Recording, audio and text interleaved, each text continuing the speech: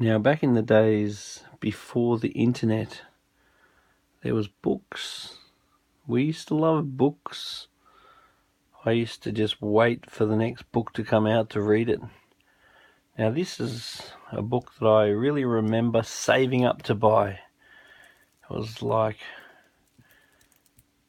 a lot of money for me back in those days.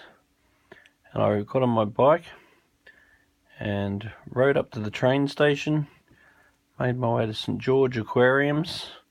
I bought this book, and that was the 27th of the 4th, 1991 that I got this book. Yep, that's how old this book is. And I remember when I started reading this book, I was very excited, by Dr. Axelrod. And then the next thing that I did was I started memorizing it, because that's what I used to do back in those days. I would open this page up, I'd memorize all the fish, and I'd memorize all those ones,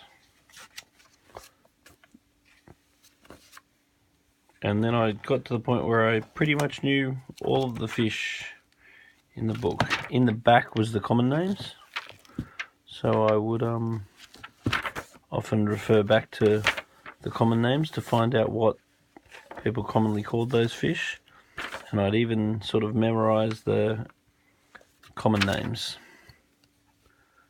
But looking back on it, sort of information is pretty useless, because if you don't practice and you don't keep learning about this sort of information, you just forget it. And these days we have the internet, so young people are much more resourceful than we used to be, because we only had libraries and books. So we had to memorize stuff, which I spent a lot of time doing.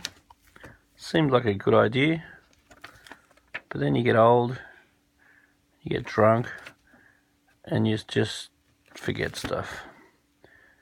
Anyway, brings back a lot of memories, this book. Pulled it out, had a bit of a look at it, and it really meant a lot to me.